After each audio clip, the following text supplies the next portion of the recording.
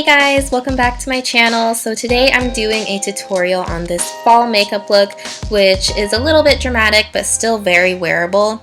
And I skipped the intro for this video and I'm not sure if I really liked it that much. Let me know in the comments if you like this style of tutorial. I personally missed the intro a little bit while I was editing, but just let me know in the comments.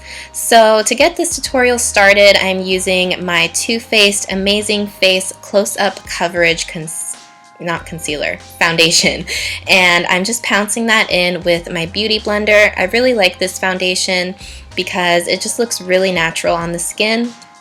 And now I'm using my Kat Von D Lock-It Cream Concealer, which I know is a little bit too light for me, but that's okay because I'm going to be getting more pale here pretty soon with the colder months. So I'm just applying that concealer to my under eyes and the areas that I want to highlight. And then again, I'm just blending that in with my beauty blender. I've been really enjoying this concealer because it's super high coverage and very pigmented and covers everything that I want covered.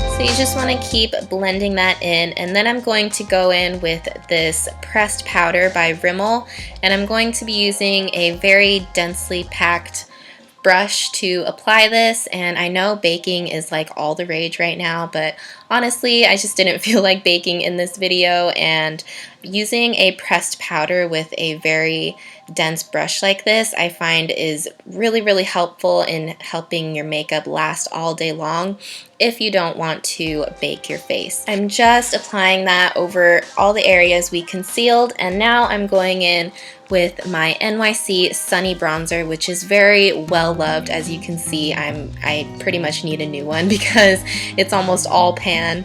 And I'm taking a big fluffy brush to apply this to the surrounding areas of my face and under my cheekbones, just anywhere that we need to add some more color back into our face.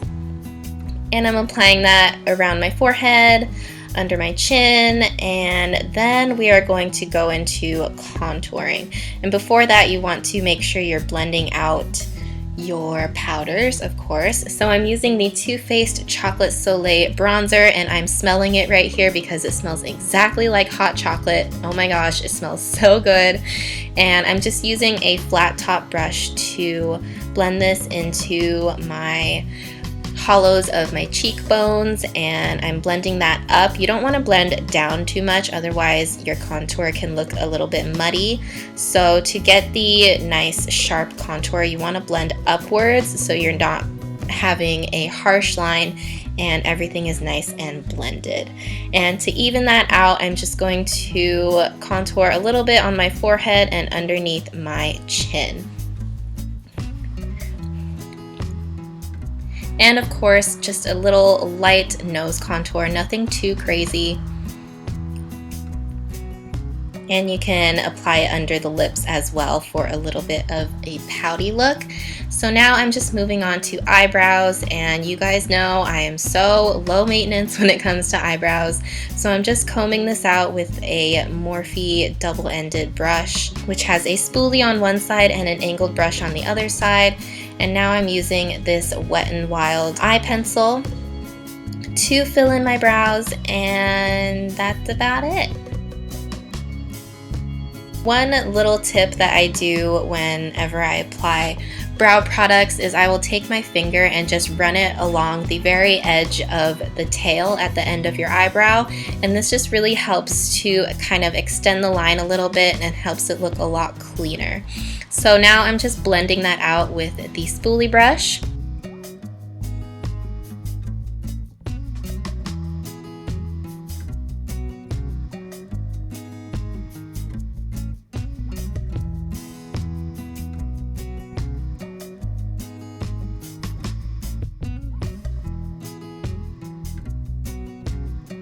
I'm just setting that in place with a Maybelline brow gel. You can use pretty much whatever you want to set your brows, a brown mascara, clear mascara, whatever you have on hand.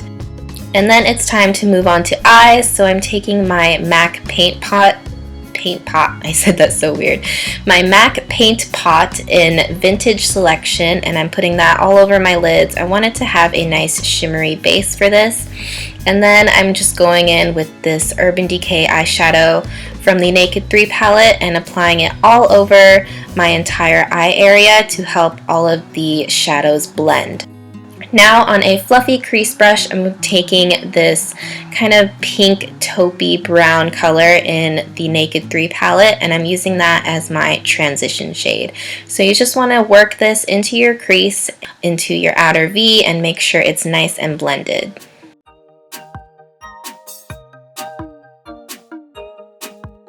I really like using this shade for my transition color for looks like this that are a little bit more cool tone and uses a lot of purpley pinky tones, because I feel like it just goes with the look a lot more.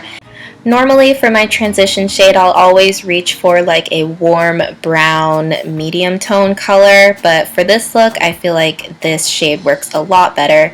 So I'm just blending that in. So now I'm going in with my Makeup Forever Artist eyeshadow in the shade I-544.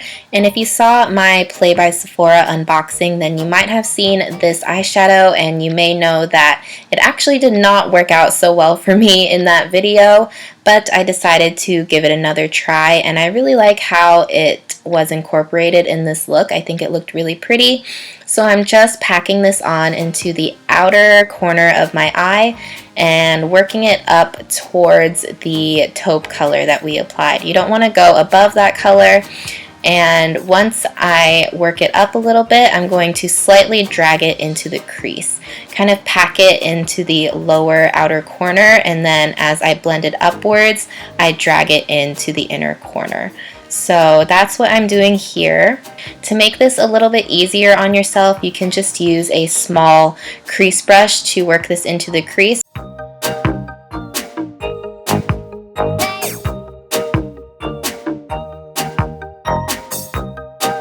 And then of course you want to make sure you're blending.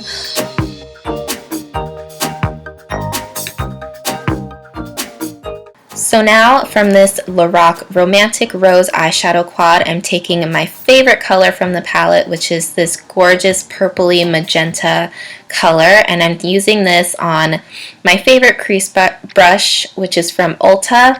I'm obsessed with this brush because it has short bristles and it's densely packed, but it's also slightly tapered at the top, so it's absolutely perfect for when you want to apply a deep color into the crease like this and you want it to have lots of pigmentation.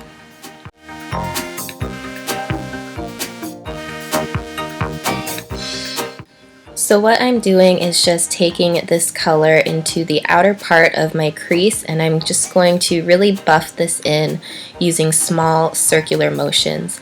And you really want to focus this color on the outer part of your crease, and once you have worked in a lot of the color off of your brush, then you can go ahead and drag it towards the inner corner.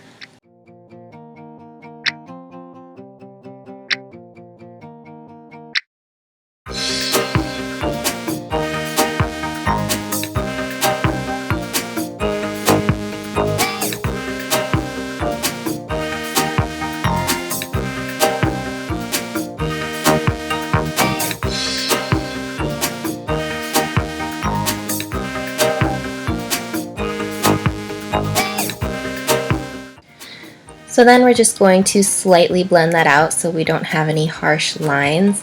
And now this part you can skip if you don't want it to be too dramatic, but I'm just taking the black color from the Lorac palette on the same brush, and I'm not going to just go straight in and start blending. I'm just going to carefully kind of tap this color into exactly where I want to place it on my eyes. So I just dusted off that black onto the back of my hand, and then I went back in with the same magenta rosy color that we used earlier, and I'm just going right on top of that black that we just put down, and I'm using this color to kind of blend it out and make sure that this color is really the star of the makeup look because I think it's so gorgeous. It's really pretty for fall, and it's got some nice berry tones to it, so it's just very fall appropriate. And I didn't want the black to overpower this color, so that's why I'm going over top of it with the magenta color, and I think it looked really pretty. As always with black eyeshadows, you want to be really careful when you're blending it out, otherwise it can kind of go all over the place and not give you the definition that you want. So that's why here you can see me being a little bit more precise with my blending and getting it right into the outer crease area. Then of course you want to blend it out. I mean, what else is new? Makeup is all about blending, right?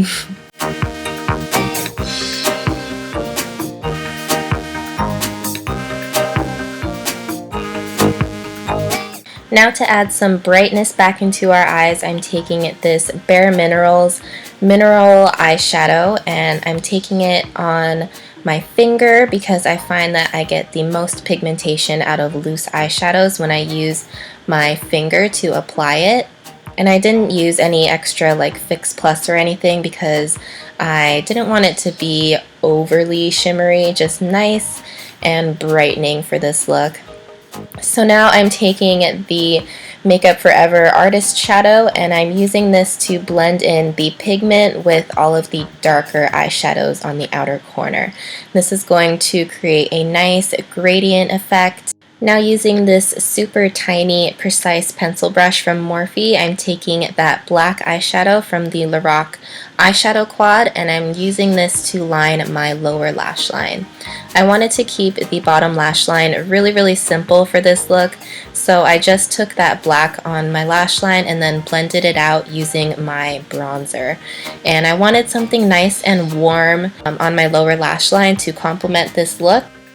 So now I'm going in with my liquid liner to create a winged look, and now that I have my eyeliner on, I'm going to use that as a guide and go back in a little bit with the black eyeshadow, and I'm going to apply this right into the crease and kind of connect it with the liquid liner a little bit. This just gives a better illusion of where you want your crease to be in relation to your eyeliner, so it just looks a lot more cohesive and everything just kind of goes together.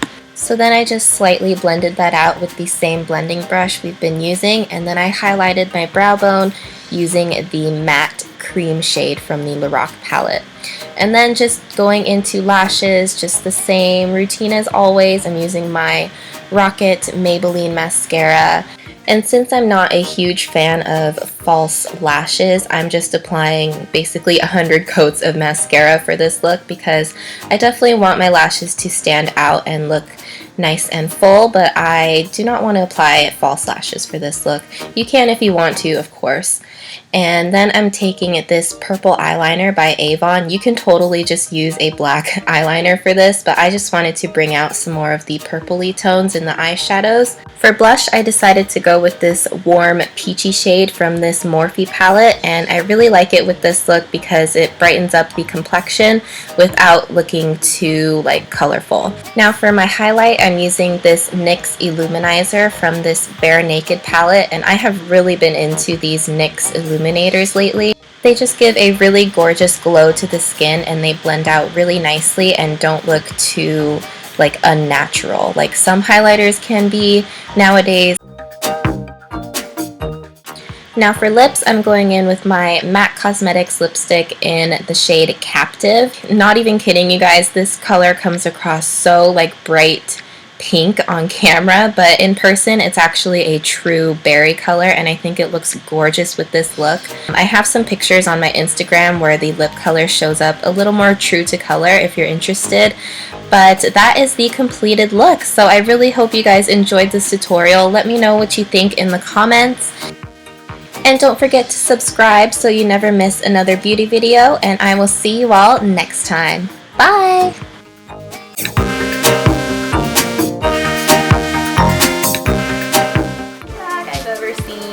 This is so freaking adorable, you guys. So all of the deluxe samples come in this little pouch, which, like, how adorable is that? I can't get over it.